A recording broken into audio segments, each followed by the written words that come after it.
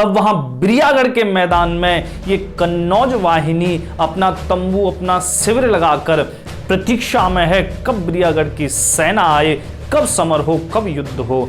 तब 55 दिन के बाद समर को वीर सिंह भूप भय तैयार। 55 दिन के बाद वीर सिंह अपनी बिरियागढ़ की सेना को लेकर रण मैदान में उपस्थित होते हैं। तब वीर सिंह ने वहां पर अपनी विशाल सेना के साथ चक्रव्यूह का निर्माण किया। ये चक्रव्यूह कैसा था? इस चक्रव्यूह में सबसे बाहर की ओर 1000 अरे थे। अरे कैसे होते हैं? जैसे अरे का मतलब क्या होता है? अरे का मतलब होता है जो चक्र में सबसे बाहर का जो तेज धार वाला हिस्सा होता है उसको अरे कहते हैं। वैसे ही यहां सैनिकों की टुकड़ी इस तरीके से थी कि 1000 टुकड़ी अरे के रूप में व्यवस्थित खड़ी थी। उसके भीतर परत दर परत 7 परतें गोलाकार होकर नाभि में जाकर मिलती थीं और यहाँ नाभि में स्वयं राजा वीर सिंह और उनके भाई हीर सिंह अपने 16 रणमत्त हाथियों को लेकर उपस्थित थे। ये इतना विकट और भव्य चक्रव्यूह था कि इसको देखकर कन्नौज के सैनिकों के हृदय के भीतर भय उत्पन्न हो गया, क्योंकि इसमें से बहुत से तो पहले भाग चुके थे इस चक्रव्यूह से बचकर। इस चक्रव्यूह की चपेट में अगर आ गए एक बार तो यहां से बचना फिर मुश्किल है, क्योंकि ये चक्रव्यूह कैसे काम करता था? ये धीरे धीरे आगे बढ़ता था, अपनी गति बदलता हुआ और अपनी नाभि को चौड़ाता हुआ, और जो भी इस पर आक्रमण करता था वो तत्क्षण धराशायी हो जाता था। क्यों? आप इसकी थोड़ी सी वॉर स्ट्रेटजी को समझो कि अगर आप एक सैनिक पर वार कर रहे हो तो एक सैनिक से एक ही सैनिक लड़ सकता है, लेकिन चक्रव्यूह की गति ऐसी होती थी, अगर कोई सेना बाहर से आकर इस चक्रव्यूह पर आक्रमण करती है, कोई सैनिक आक्रमण करता है, तो उस सैनिक पर एक सैनिक का वार नहीं होगा, उस सैनिक पर 5 सैनिकों का वार एक साथ होगा। अब आप ही बताओ कि चक्रव्यूह की मार से कौन बच सकता है? इसीलिए तो महाभारत में सबसे ज्यादा भय था कि ये चक्रव्यूह बन गया तो सारी पांडव सेना एक दिन में समाप्त हो जाएगी। और यही भय था कन्नौज की सेना को, यही भय था ऊदल को। अगर ये चक्रव्यूह कामयाब हो गया तो कन्नौज सेना एक ही दिन में समाप्त हो जाएगी। लेकिन इसका दूसरा पक्ष भी था, अगर ये चक्रव्यूह तोड़ दिया गया तो जिस सेना ने ये चक्रव्यूह बनाया है वो सेना नष्ट हो जाएगी, क्योंकि इसका नुकसान भी भारी ही था। तब ऊदल ने लाखन के राज शिविर में सभी सेनापतियों को बिठाकर योजना बनाई कैसे इस चक्रव्यूह से पार पाया जा सकता है, क्योंकि ऊदल और ढेवा पहले ही सन्यासी बनकर इस चक्रव्यूह की था ले चुके थे। ये चक्रव्यूह कैसे भेदा जा सकता है इसको वो पहले ही जान चुके थे। तब ऊदल ने वहां सभी सेनापतियों को समझाया। इस चक्रव्यूह के सबसे मुख्य 7 द्वार थे, जिसमें 7 सेनापति अपनी अपनी सेना लेकर आक्रमण करेंगे और 7 द्वारों को एक साथ तोड़कर इसकी नाभि में प्रवेश करेंगे। लेकिन याद रहे, अगर एक भी द्वार टूटने के बाद फिर से बंद हो गया तो चक्रव्यूह को भेद पाना असंभव हो जाएगा। यही महाभारत में हुआ था। महाभारत में जब गुरु द्रोण ने चक्रव्यूह का निर्माण कर दिया तब हाहाकार हो गए, कौन चक्रव्यूह को भेदेगा, क्योंकि अर्जुन तो बहुत दूर चले गए थे कुरुक्षेत्र से। तब वीर अभिमन्यु सामने आ गए, मैं भेदूंगा इसको, मैं जानता हूं, लेकिन मुझे तोड़ना नहीं आता। तब भीम ने कहा था कि तुम जिस द्वार को तोड़ दोगे मैं उसे अपनी गदा के प्रहार से फिर बंद ही नहीं होने दूंगा। लेकिन हुआ क्या? अभिमन्यु आगे द्वार तोड़ते हुए भीतर प्रवेश करते चले गए। यहां पांडवों से जयद्रथ आ भिड़ा और जयद्रथ को वरदान था, इसलिए चारों पांडव मिलकर यहां नहीं जीत पाए और वीर अभिमन्यु अकेले ही नाभि में प्रवेश कर गए। तो यहां पर इस बात को भी ध्यान में रखना था। और एक बात और थी कि 7 द्वार कौन सा सबसे कमजोर है उस पर सबसे ताकतवर आदमी पहले प्रहार करेगा। क्यों? क्योंकि एक बार अगर उस नाभि में प्रवेश हो गया तो वहां पर आपको अपने बल पराक्रम से लड़ना पड़ेगा। तो ऊदल ने वो जगह चुनी जो सबसे कमजोर थी, क्योंकि ऊदल चाहते थे कि वो सबसे पहले नाभि में प्रवेश करें, कोई और योद्धा न जाए। लेकिन वीर सिंह ने वहां पर क्या कर दिया, क्योंकि उन्हें पता थी ऊदल को सब कुछ पता चल चुका है चक्रव्यूह के बारे में, इसीलिए सारी चक्रव्यूह की जो संरचना थी उन्होंने बदल दी, उन्होंने द्वार बदल दिए। सबसे कमजोर द्वार को सबसे ताकतवर बना दिया और सबसे ताकतवर को सबसे कमजोर बना दिया। अब इसका नुकसान क्या हुआ? इसका नुकसान ये हुआ कि जो जोगा भोगा थे, ये जोगा भोगा कौन है? ये इंदल के मामा श्री हैं, मतलब आला के ये साले हैं। जोगा भोगा सेनापति बनकर जिस द्वार पर आक्रमण करते हैं वो सबसे कमजोर था, इसलिए वो सबसे पहले उसमें प्रवेश कर जाते हैं। तो मैं इसको भी आगे बताऊंगा। तब यहाँ राज शिविर में ऊदल ने सारी संरचना बताई, सभी सेनापतियों को एक एक सैनिक टुकड़ी का नेतृत्व दिया। तब वीर लाखन बोले, मैं भी इस युद्ध में ऊदल तुम्हारे साथ चलूंगा। बहुत दिन हो गए यहाँ देखते देखते मेरी भी भुजाएं फड़कती हैं इन सूरवीरों को रणभूमि में जूझते हुए, क्या मैं नहीं युद्ध कर सकता? तब ऊदल ने लाखन का हाथ पकड़कर कहा, मित्र आपके लिए ही तो ये महासमर हो रहा है। आपको यहाँ युद्ध करने की, आपको अपना पसीना बहाने की क्या आवश्यकता है, जब आपके पसीने की एक बूंद के लिए हम अपना रक्त बहा रहे हैं। आप न जाइए, क्योंकि आपकी सुरक्षा सबसे प्रमुख है।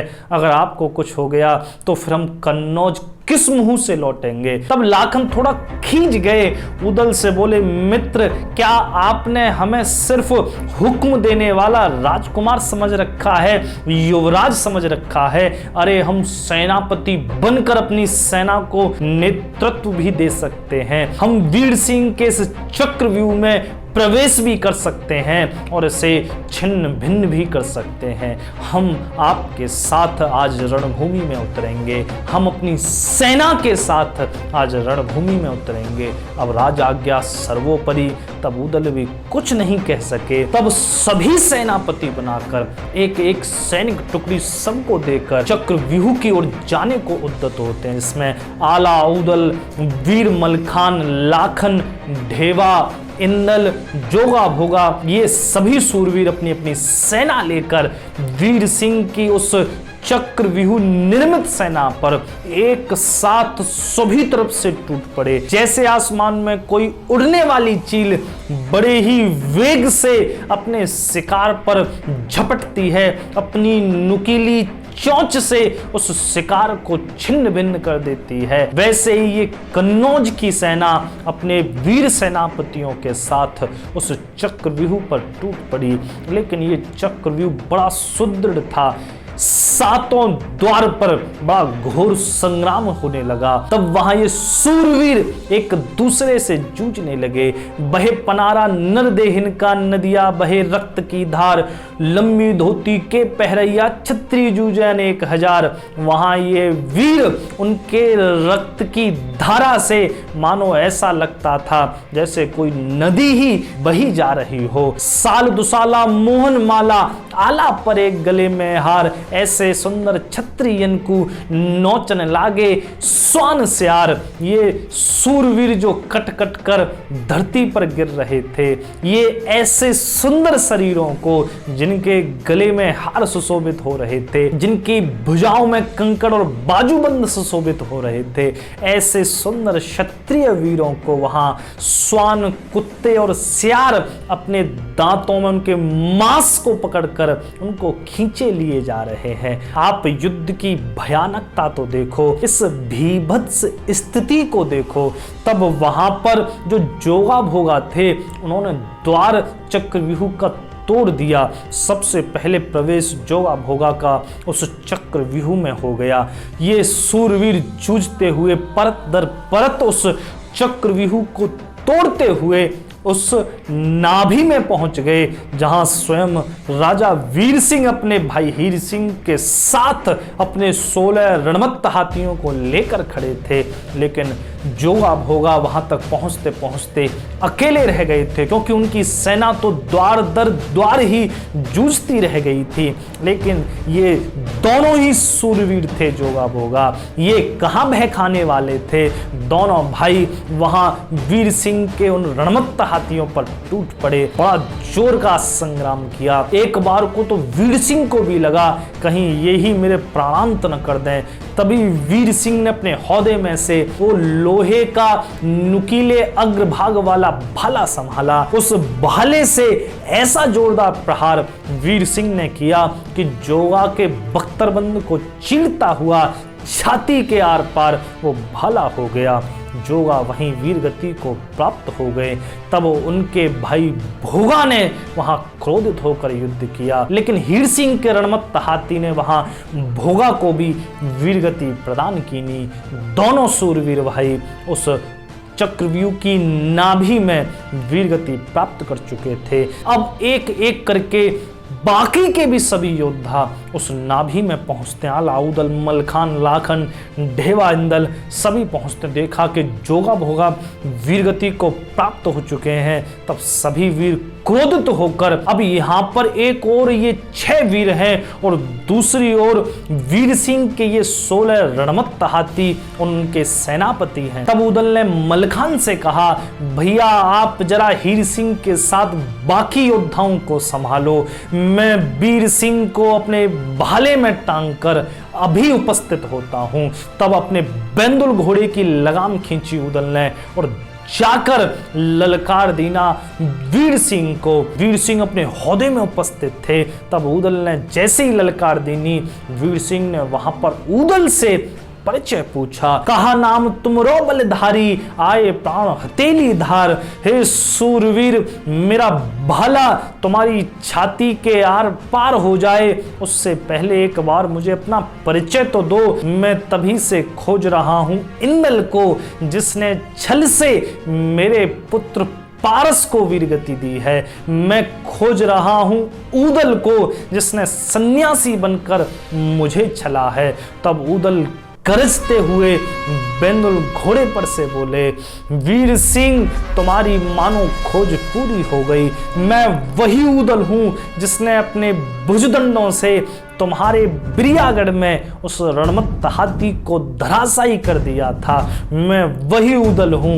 ये सुनते ही वीर सिंह हंस पड़े। अरे तुम वही उदल हो, अहि टुकरहा परिमालक के ओ चनेले केर गुलाम। अरे तुम राजा परिमाल के वही गुलाम उदल हो, वही दास उदल हो, जिसने अपने राज्य से भी तुम्हें देश निकाला दे दिया। तुम वही उदल हो। अरे जाति गुलामन की ही नीयत तुमरो नहीं लड़े को काम। गुलामों की तो जाति नीची होती है। ऐसे गुलामों को हमारे यहाँ हाथ में तलवार लेने की भी आज्ञा नहीं है, तो तुमसे हम कैसे लड़ सकते हैं। उदल समझ गए, कटाक्ष कर दिया वीर सिंह ने। तब उदल ने अपने बेंदुल घोड़े की लगाम खींची, गर्दन ठोक्यो, फिर बेंदुल के हौदा ऊपर पहुंचो जाए। बेंदुल घोड़े को लेकर उदल राजा वीर सिंह के हौदे के समीप पहुंचे, अपना भाला संभाला, अपनी पूरी ताकत से उस भाले का प्रहार वीर सिंह पर ऐसा कीना कि कसके मार दयो छाती में बख्तर टूक टूक है जाए। ऐसा वार किया कि बख्तर बंद के टूक टूक हो गए। वज्र चोट लगी छाती में, हौदा गिरे मूर्छा खाए।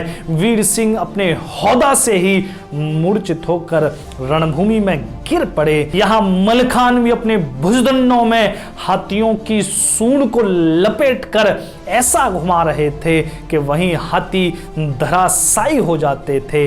अपना शौर्य, अपना पराक्रम वहां वीर मलखान उस चक्रव्यूह की नाभि में प्रकट कर रहे थे। यहाँ आला के भी भाले से न जाने कितने वीर सिंह के हाथियों के मस्तक विदीर्ण हो चुके थे। रणभूमि छोड़कर ये हाथी चिंघारते हुए भाग निकले थे। ये सभी वीर उस चक्रव्यूह की नाभि में अद्भुत शौर्य पराक्रम प्रकट कर रहे थे। तब उदल ने मूर्छित वीर सिंह को कैद कर लेना। यहाँ वीर मलखान ने हीर सिंह को कैद कर लिया। सातों द्वार चक्रव्यूह के टूट चुके थे। जो चक्रव्यूह शत्रु सेना का विनाश करने के लिए था, लेकिन टूट जाने से वहां स्वयं ब्रियागढ़ की ही सेना शत विक्षत हो गई। तब यहां जब वीर सिंह और हीर सिंह बंदी बन गए, तब बाकी का उत्साह भी वहां बिल्कुल समाप्त हो गया। पिछले विगत 12 वर्षों से स्वतंत्रता के लिए चला आ रहा ये ब्रियागढ़ का संघर्ष आज समाप्त हो चुका था। आज ये परास्त हो चुके थे। आज ये फिर से कन्नौज के पराधीन हो चुके थे। अब ये फिर से कन्नौज को कर देने के लिए बाध्य हो चुके थे। वीर सिंह और हीर सिंह को बंदी बनाकर लाखन के राज शिविर में उपस्थित कीना। दोनों जंजीर में जकड़े भाई खड़े हैं। तब लाखन ने 2 चुनाव दिए, या तो कर दो या फिर हम स्वयं ब्रियागढ़ को फूंक कर ले लेंगे। तब वीर सिंह ने अपनी प्रजा की रक्षा के लिए वहां पर खजाना दिया, कर दिया और युद्ध का हर्जाना भी लाखन को दिया। तब लाखन ब्रियागढ़ को विजय करके वहां से कर लेके आला और ऊदल के साथ आगे जो 11 राजा थे उनको विजय करने के लिए निकलते हैं, जिनमें एक राजा थे पट्टी के राजा सातन, जिनसे बड़ा ही अद्भुत युद्ध ये कन्नौज सेना का हुआ था, जहां पर आला की भी ढाल टूट गई थी और ऊदल का भी जहां बेंदुल थक गया था। ऐसे ये वीर राजा सातन जो स्वयं भगवान रामचंद्र के बड़े परम भक्त थे, जिन्होंने कर नहीं दिया, अंतिम समय तक जूझे। तो ऐसे ये 11 राजा थे, 11 गढ़ थे, जिनसे घोर शोर संग्राम आला ऊदल का हुआ। अगर विस्तार में जाएं तो एक एक राजा के लिए कम से कम 15-15 दिन तो चाहिए ही। तो 6 महीने हमें इन 11 राजाओं का ही युद्ध वर्णन करने में निकल जाएगा, क्योंकि यहाँ पर प्रत्येक राजा की अलग ही युद्ध शैली थी, अलग ही उसके विचार थे, अलग ही भाव थे और अलग अलग तरीके से ही ये सभी युद्ध हुए। बड़े ही रोमांचित करने वाले ये सभी युद्ध थे। तो इन युद्धों की चर्चा अभी इस समय के अभाव में नहीं हो पाएगी, फिर कभी जब लौटेंगे, क्योंकि बहुत सारा हम छोड़ चुके हैं पीछे। आला ऊदल मलखान, इनके विवाह की भी चर्चा नहीं हुई, तो फिर लौट के कभी आएंगे आला ऊदल पर, तो ये सब चर्चा फिर होंगी। अब हम यहां से इस युद्ध को विराम करके आगे चलेंगे सम्राट पृथ्वीराज चौहान और मलखान के युद्ध पर। यहां ये 12 राजाओं से कर लेकर आला ऊदल कन्नौज में पहुंच गए। अब कन्नौज में आला ऊदल रह रहे हैं। यहां सम्राट पृथ्वीराज चौहान ने महोबा पर आक्रमण कर दिया और महोबा का फाटक बनकर वीर मलखान तब तक जूझते रहे जब तक के आला ऊदल नहीं आ गए। मलखान वीरगति को यहां पर प्राप्त हुए थे, तो वो सब चर्चा अब अगली वीडियो में शुरू होगी। तो आप सभी भाई जरूर देखें। आप सभी का हृदय से धन्यवाद। जय श्री राम।